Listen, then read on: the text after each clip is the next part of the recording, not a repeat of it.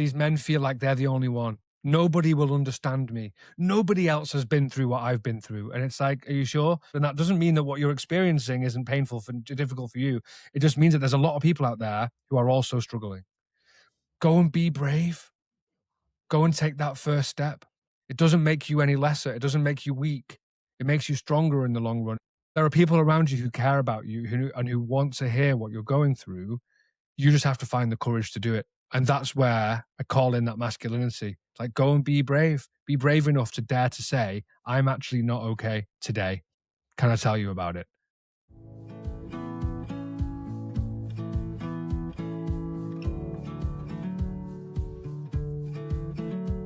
Welcome to the Choice Space podcast. I'm Dr. Lee David, GP, CBT therapist and author. Today we're focusing on men's mental health and why it can be so hard to talk about it. Many men go through periods of stress, pressure or low mood, but don't always have a way to put it into words or share with others. They may start to keep things in, focus more on work, become irritable or pull away from important relationships. In this episode, we're going to start to explore what helps men start to recognise, talk more openly and take steps that support their mental health and well-being. Today, I'm joined by Chris Hemmings, a therapist and coach who specialises in working with men. Chris, welcome. Could you start by telling us a little about yourself and about your work? I'm a psychotherapist, I'm a coach, and I focus on, I only work with male clients. I've done that ever since I started out as a therapist. And it's something I knew I was going to do from before I even started my therapeutic training because, and I'll start here from the very beginning, in 2013, my father died. And in the wake of his death, I dealt with it in the way that I thought was expected of me as a man, which would be to pretend like I was okay, to keep calm and carry on. I was a BBC journalist at the time. I was going back to work. I was a mess, actually, though. And on the surface, I was trying to keep it all together. And the way that which I was doing that was every single night I was going out into Manchester, which is where I lived at the time. And I was just drinking alcohol and taking cocaine pretty much every night for about 3 months solid until some friends intervened. And it was at that point that I started to realize, well, hang on, I'm a privately educated, middle-class English white guy. Like, I'm supposed to be privileged, and I am, of course. And yet, despite all of that, here I was completely floundering. And it didn't make sense to me at first. And so as a journalist, what I did was I started to research and I started to tell my own story. And I started to uncover just how much socialization I had had in terms of suppressing my emotions. And actually, I didn't really have access to them at that time. So I started writing about it. I was freelance, so I wrote for The Independent. I made documentaries for the BBC that I produced and presented about men.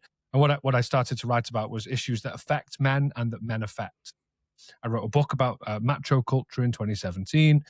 I launched my business called Empath, which goes into businesses and schools to educate men around mental health and masculinity. And then I did my therapeutic training. And then once that finished, I launched Men's Therapy Hub, which is the UK's first, as far as I can see, directory of male therapists for men.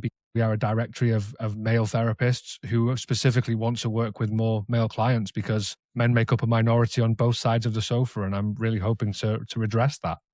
Thank you so much for sharing that story. It's really powerful. And what I'm hearing there is how the coping strategies that men, it's just not normalized how to respond to name emotion, to think about feelings and to know what to do with them, or even to have the language to discuss them. And that makes it very hard when then big things happen because it doesn't stop us feeling them, I'm guessing, but it does make it hard to then respond to them in a helpful way.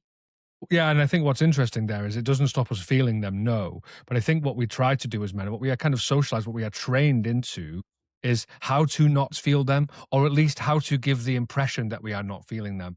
So when I do mental health workshops in businesses, I make the joke at the start, which is I talk about what like mental resilience looks like as men, and they will talk about like stoicism and sucking it up. And I'm like, well, that's what we think mental resilience is. And actually, this workshop is not about how to suppress our emotions because you're all experts at that already. This is about how can we recognize them? How can we understand what they are? And actually, the Stoics were really saying, get to know your emotions, understand them, then you can choose whether or not in any given moment a response, sadness for grief, yeah, okay, that's a valid response, but I'm angry because I'm grieving. Okay, maybe I can look at that in a different way. And it's about getting to know your emotions. And the reason I called my first business Empath was because what I realized was I'm a deeply empathetic human. It helps, being a therapist. But from about the age of 14, 15 to my mid 20s, I just actively cut myself off from my empathy because I didn't think it was what the world wanted from me as a man. Of course, I realize now that that was misguided to a certain extent, because I still think that sometimes as a man, when you are vulnerable, the world doesn't know what to do with you. The first ever article I wrote for The Independent was, "Why do my male tears make so many people uncomfortable?" And I still think that that happens today. I still think people are not sure what to do. I mean, I'm 6'3", very big former rugby player. People don't know what to do with me when I'm crying. People don't know what to do with me when I'm sad. They know what to do with me when I'm angry, which is to move away from me, but they don't know how to move towards me, maybe, when I'm really struggling.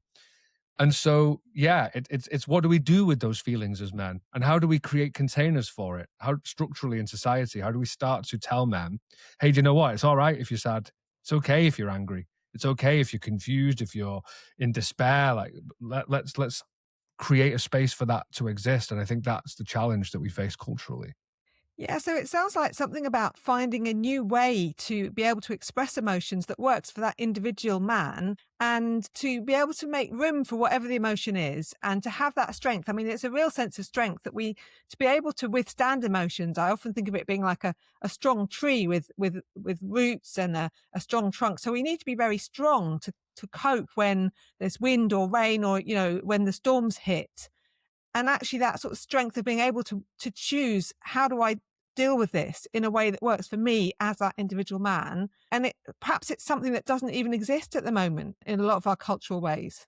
It doesn't. And I would say that it's starting. And I like that analogy that you said, because I use this with my therapy clients. And I say to them, like, name me the strongest tree that you can think of. And they say, 95% of them say an oak tree. And I say, okay, so an oak tree is extremely strong. It's extremely rigid. What is the one thing about that oak tree that we know? Well, we know that at a certain point, the wind is going to be strong enough that that oak tree will fall. And when it does fall, it can't stand back up again. So what I say is, what if we can reframe it? And actually we look at a palm tree? Because what a palm tree has done, a palm tree has learned that it needs to be flexible. And the strongest hurricane winds can come and they can bend and flex almost to the point where they're lying flat.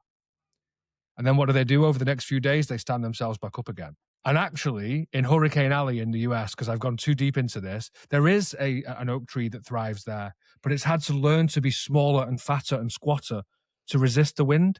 So if you're not allowing yourself to be flexible with what life throws at you, you have to make yourself extra rigid and lesser of yourself. So can we create a space for you to be flexible? Can we create an environment in which it's okay for you on some days to lie down and say, I can't do today?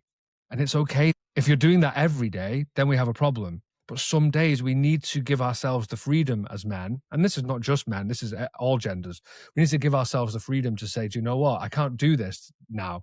I need calm. I need to relax. I need to lie down. This is too much. I'm overwhelmed. And if we can allow ourselves to do that, we create an environment in which long term, we're going to be more resilient. And short term, it might not seem that way. And the problem culturally with men is that for a lot of men, that is perceived as weakness. That's perceived as a failure. And so we just pretend like we're fine until we have a breakdown. And actually, most men don't come to therapy until they're at a point of crisis. And I see that play out with my clients. Yeah, and we would see that too in the service that I work for, that often people are presenting when things have become really, really difficult. And at that point, lots of significant change has to be made, and it takes a lot of effort and time. Do you think sometimes for some men it's necessary to get to that point? Is there a way for people to start to recognize things a bit earlier in the trajectory so that things aren't getting to that crisis point?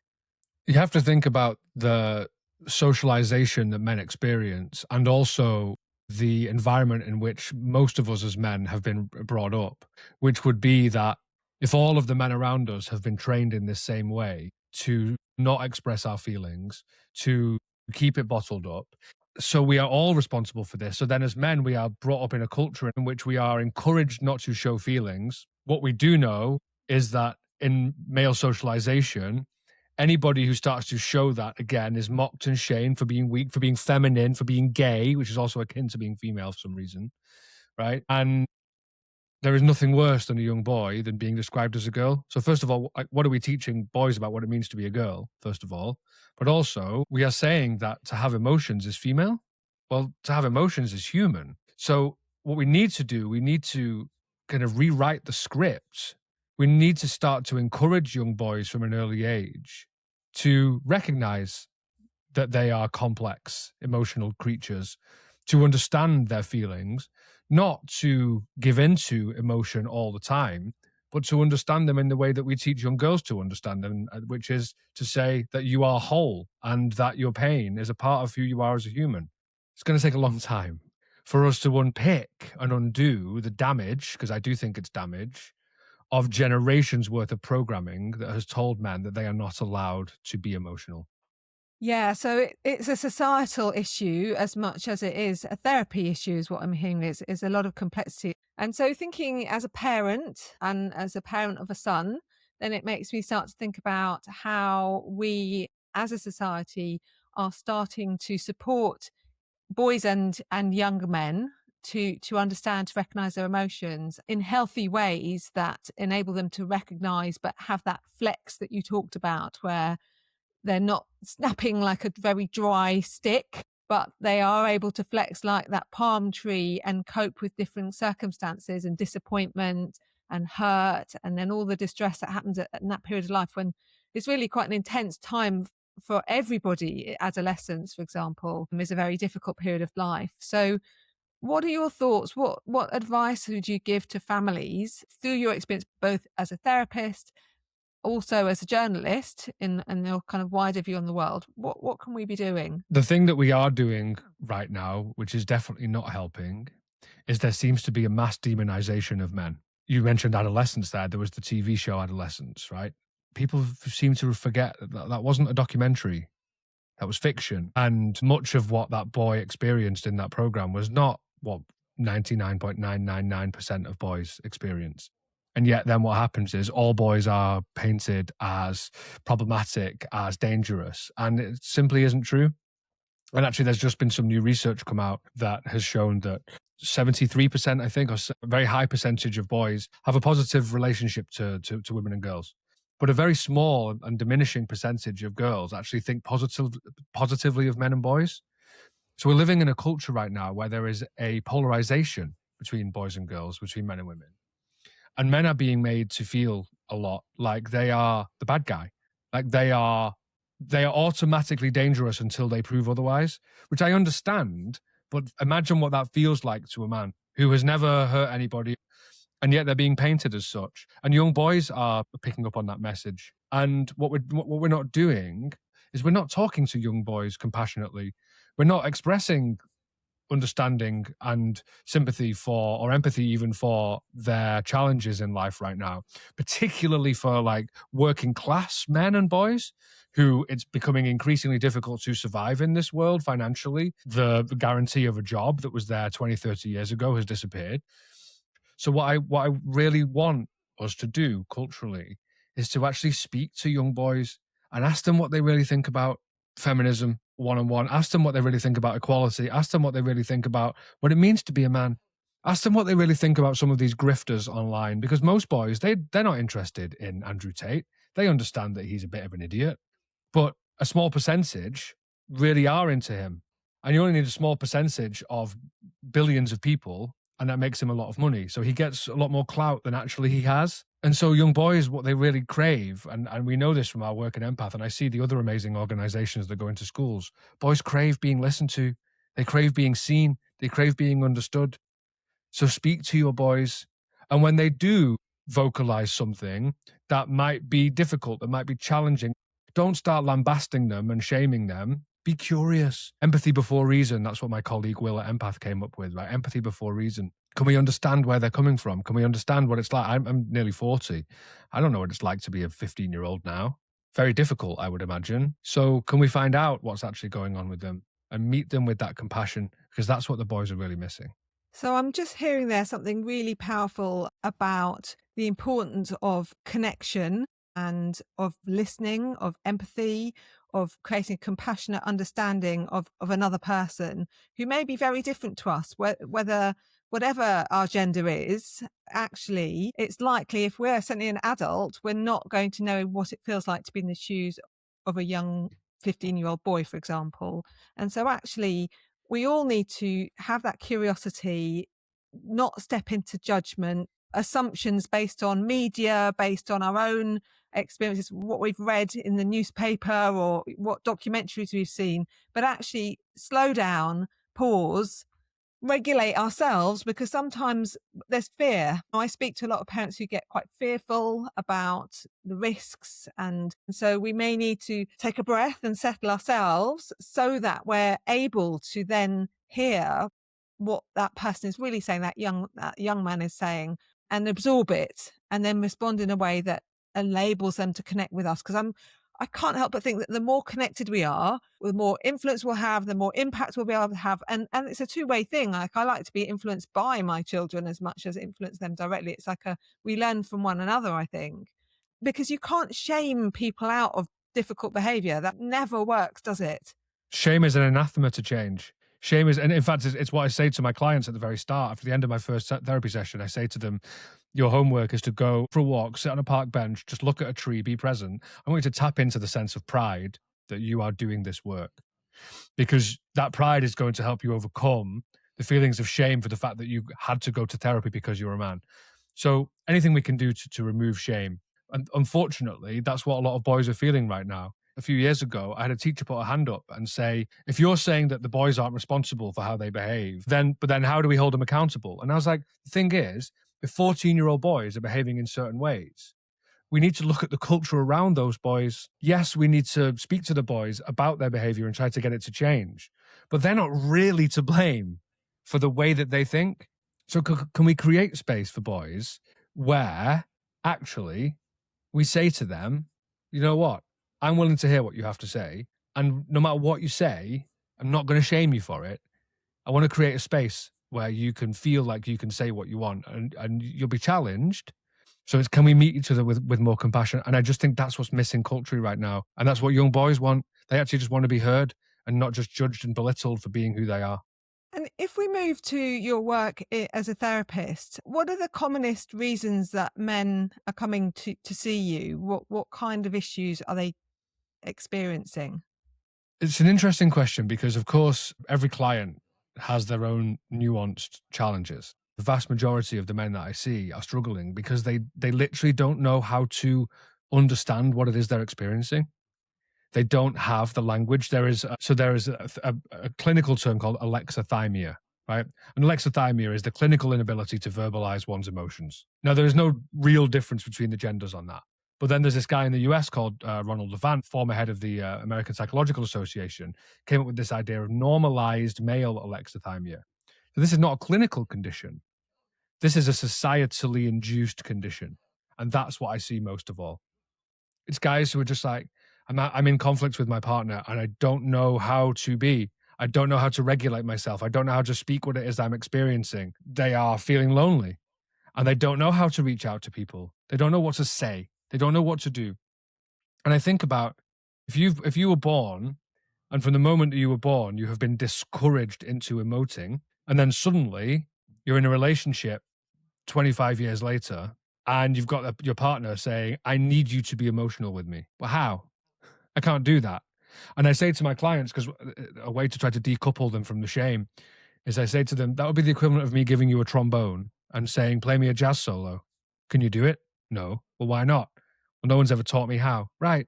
So you don't feel shame about not being able to play a jazz solo. But then what we're expecting from men is, well, you and your mates just go and start up a jazz band together. But what? Well, I don't have the skills. So a lot of my work, particularly in the early days of therapeutic work with these guys, is just like, hey, it's not your fault that you don't know how to do this. Because whether they're 15-year-olds or 50-year-old CEOs, they all have this idea of, oh, I should be able to do this. And that should is so critical, self-critical. But how could you? No one's ever shown you how. Because that's where I'll go. Like, I know you think I'm good at this now, and I am quite good at this now. But when I first started out, I also didn't know how to do it. And someone helped me and taught me how to do it. So like, I'm just passing that on. All right. So let's just do that together, shall we? Remove the shame. And also, like, it would be weird if you could do this based on what you've told me about your life. Or, somebody who grew up with an abusive father and they have anger issues. Well, it would be weird if you didn't have anger issues. Actually, can we normalize the fact that you have that? Not to say that we want to keep you angry, but let's talk about the fact that it's absolutely reasonable that you are an angry person based on your experiences. The question was, what do men come with? All of the issues that you will have anybody presenting, with the added problem of not knowing how to engage with them, not even knowing where to start. I don't know what an emotion even is. So can we start from there? So it sounds like there's a lot of layers there, and actually it speaks to why it takes men perhaps longer to then seek support, because it may not be easy to understand even what it is they're going through from what you're describing, and then lacking the tools. But what I'm really hearing there is, again, coming back to compassionate acceptance, just being really accepting of, this is the me that I am, and there are multiple factors why I've developed in this way, and most of them were outside my control. Self-blame is a coping strategy we sometimes use because it helps us feel a bit more powerful, because actually if I blame myself, maybe I can fix it. But I think blame keeps us feeling small. It's back to the shame thing. We're trying to shame ourselves out of a behavior.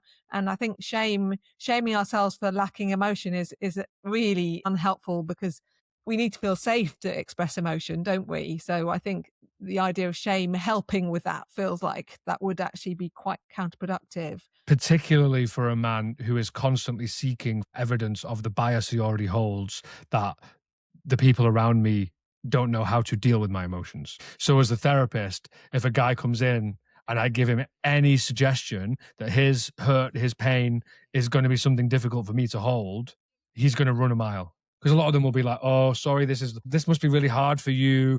This is heavy. And I'm like, first, I make a joke like, hey, first of all, you're paying me, right? So that's the first thing. Secondly, this is my job. And you can be as sad or as hurt or as angry as you want here. And I'm going to be all right. And you need to start to trust that. And I know that you're not going to trust that from the beginning, but I'm going to continually try to prove that to you. And over time, this will come. But then I have to say to guys like, and you can't win at therapy. This is not a sprint race. In fact, it's not a race of any kind. You're not in competition with anybody. This takes time. And it takes a long time. Imagine coming into a space where somebody like me is encouraging you to be emotional and you literally don't know how to do it. And at the same time, you're also pressuring yourself to try and be really good at this. Again, you're just setting yourself up to fail. So let's create a container for you to be incompetent. And there's going to be no judgment of the fact that you're incompetent at this one thing. And that's okay. Because in fact, I'll remind them, it says on my bio, I specialize in working with men who come to therapy for the first time and who don't know what they're doing when they get there. That's my speciality. So come on, man, let's do it together. I think that sounds like such a welcoming space. And letting go of that expectation feels like that would actually be a therapeutic intervention in its own right, a bit of self-acceptance, which feels really, really important, even in how you start the therapy. So it feels like it's being woven in right from the very beginning. This is the Choice Pause, a short tool you'll hear in every episode. Each time it offers a different way to pause, notice what's happening, and choose your next step. Today is a pause for when things feel heavy, even if we're not quite sure why.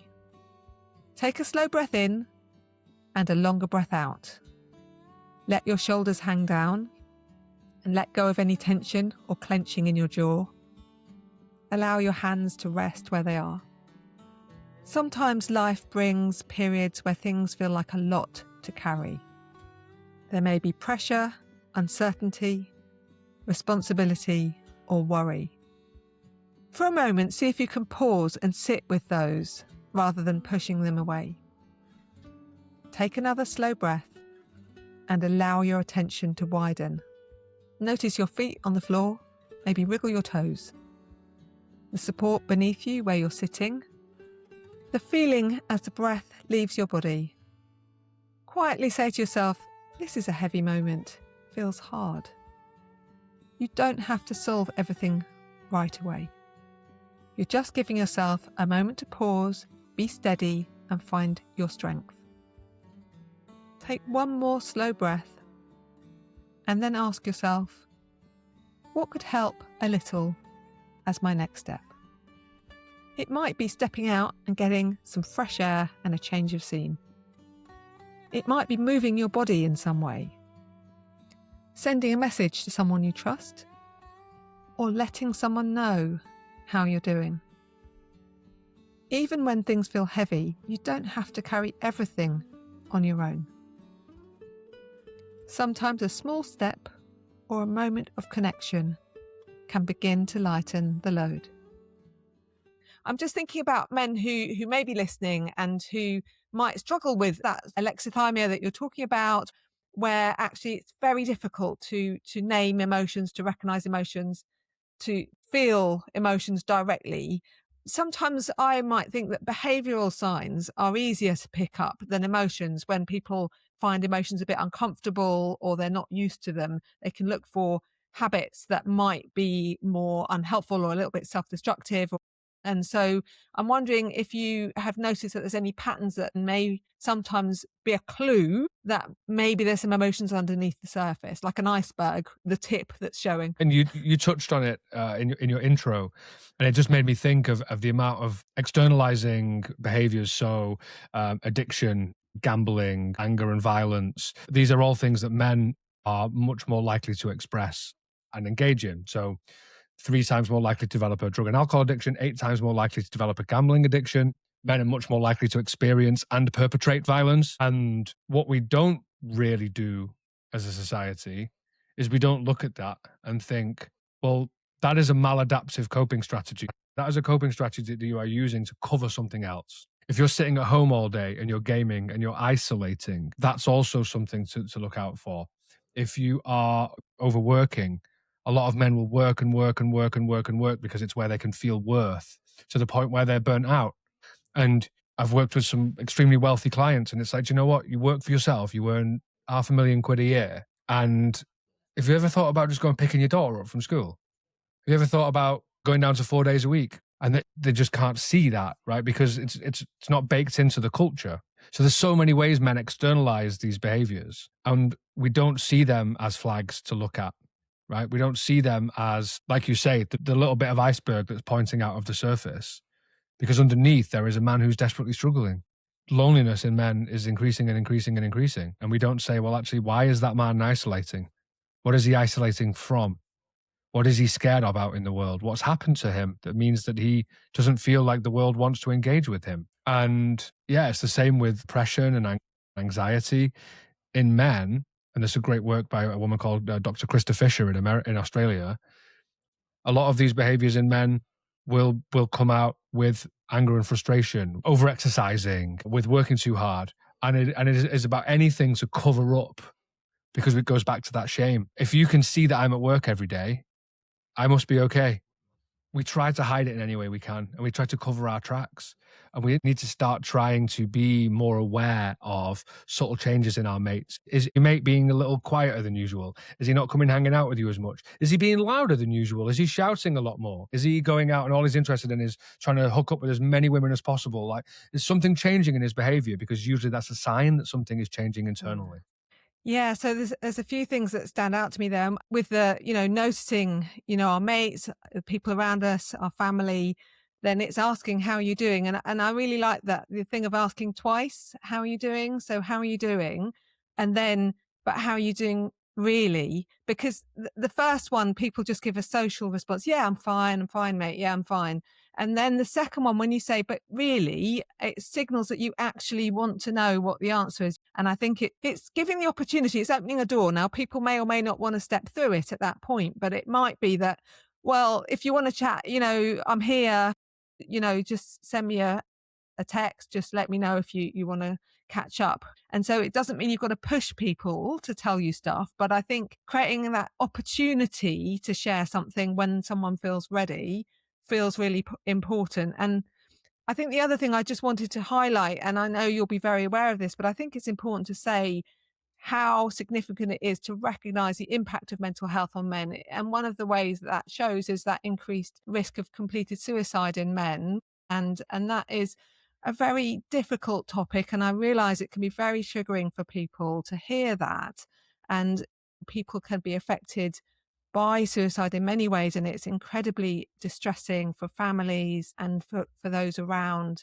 So just really wanted to say, if you are concerned about your own mental health, if you're concerned that you're struggling and you're struggling to talk about it, please do seek help, because there are ways to access support, and you don't have to be good at talking about it to get that support. It's something that can be learnt. And the very first step is to just start to make some contact, to say, actually, this isn't going all right. There's something I need to do here. I'm not Yeah. okay. And I would add to your plea to the men listening that I spoke for our podcast, which is called No Man's an Island. I spoke to Ellen O'Donoghue, who runs James's Place. And James's Place is a charity where men who are in suicidal crisis go for emergency care, basically. And she said the single biggest hurdle that anybody in that service has to overcome is that most men who come will say, I shouldn't be here. Somebody else is more worthy of this care than me. And that makes me feel so sad just even thinking about that, because I mean, first of all, dude, that service is literally set up for you. Like, you're there because you need it. But it speaks so much to the depth that men feel like, I don't want to be a burden to people around me. If I'm struggling as a man, then I'm a failure as a man. If you go to your mates and you're really struggling, you're not a burden. If you call the Samaritans, if you come and speak to a therapist, you're not a burden. People want to know what's going on with you. If your mate came to you and told you he was really struggling, you wouldn't think he was a burden to you.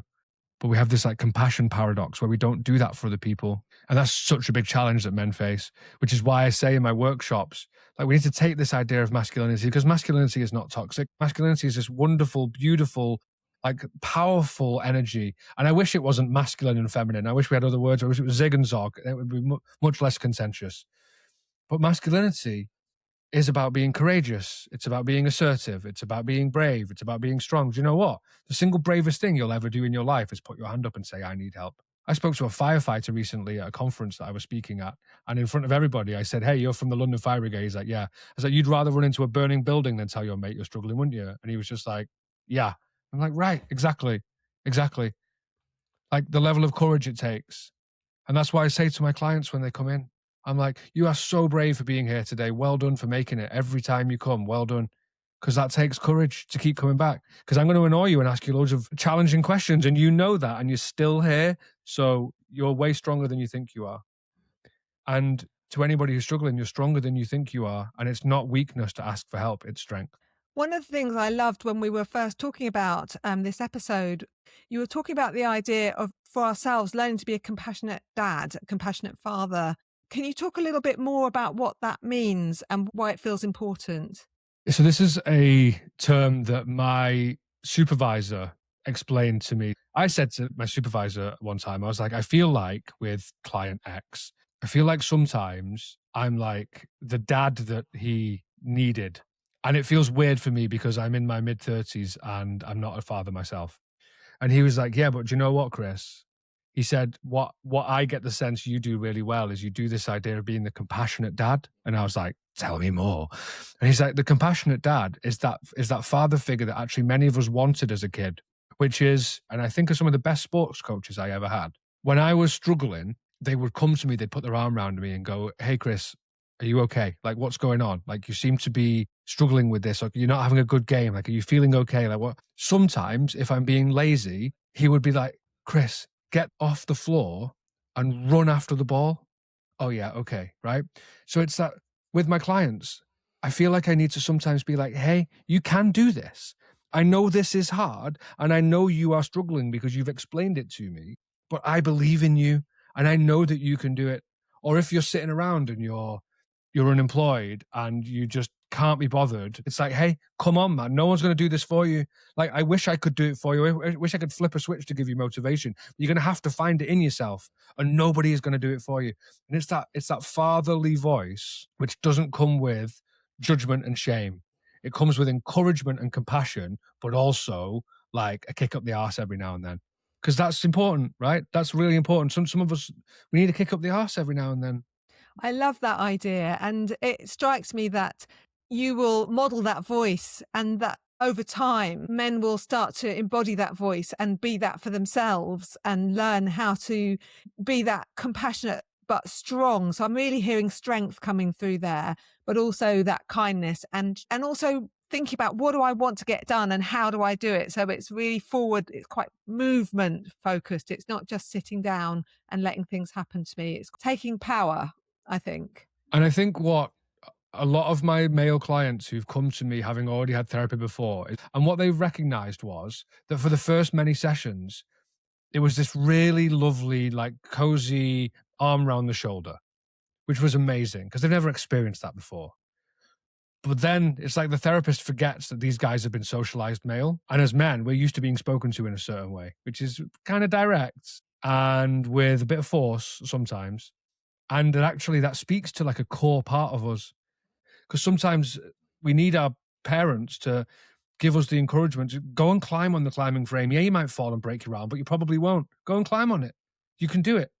You go and do it. You can do it. Go and do it. Go and have that difficult conversation with your partner that you've been putting off now for 3 weeks. Go and do it. That's your homework. Go and do it.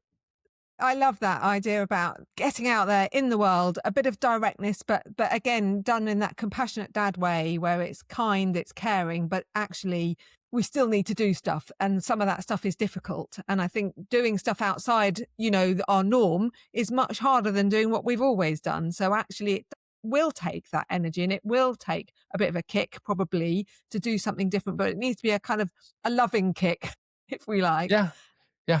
So just to finish, and I'm aware you'll have lots of strategies you'll use, and they'll be very individual. Starting to think about some initial steps that men might start to take, maybe before they reach the point of needing therapy, to actually start to improve well-being, so that they're moving themselves, giving themselves that kindness kick. What should they be kicking themselves to be doing more of, do you think? Yeah, and I'm going to caveat this by saying that I'm a massive hypocrite and I don't do these things myself, but I try to, right? Because we're all hypocrites. So the first thing is 20 minutes every day, something for your body or something for your mind. That is really important. Whatever it might be, journaling, go for a walk, go for a run, cycle. I like to go and swim in the freezing cold sea. Like something, 20 minutes every day is going to revolutionize yourself. Second thing is, you would be shocked if you were to realize how many of your friends around you were struggling. I can't tell you how many clients I've had who've finally come clean to their mates that they're in therapy, and it turns out 2 or 3 of them are either in it right now or have already done it, and they've never spoken about it before. Because what we hear a lot is that these men feel like they're the only one. Nobody will understand me. Nobody else has been through what I've been through. And it's like, are you sure? There's billions of humans on this planet. There isn't really much unique experience left. And that doesn't mean that what you're experiencing isn't painful and difficult for you. It just means that there's a lot of people out there who are also struggling.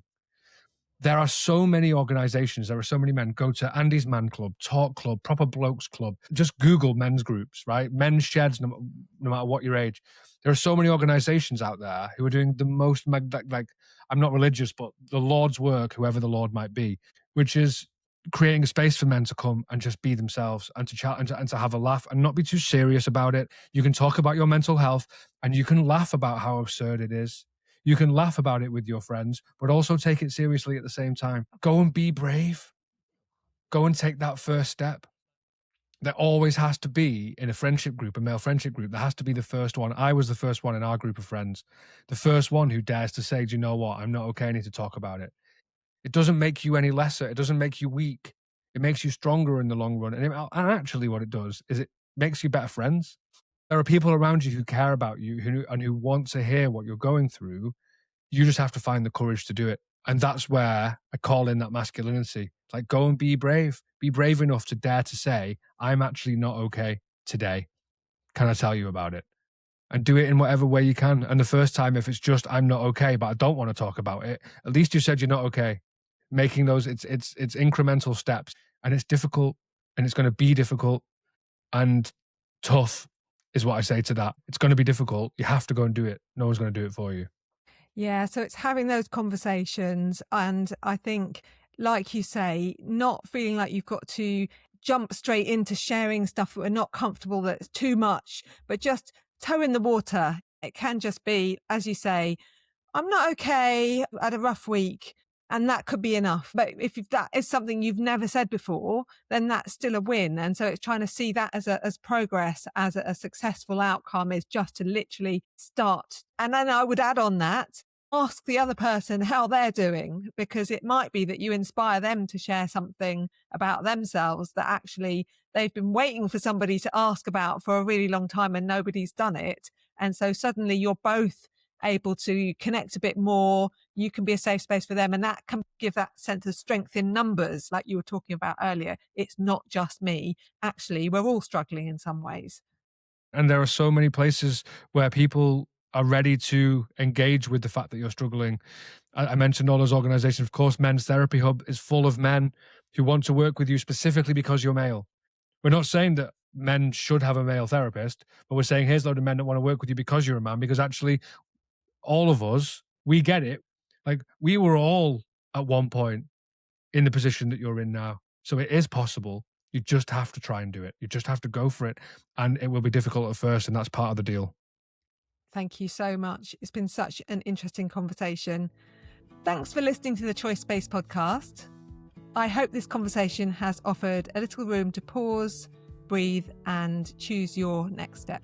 We've linked all the ways you can connect with Chris and find the Men's Therapy Hub in the show notes. If today's episode has been helpful, you can download it, follow the podcast, and please share with anyone that you think might value the conversation as well. Please also leave a rating or review on whatever platform you listen on. It really does help people find the show.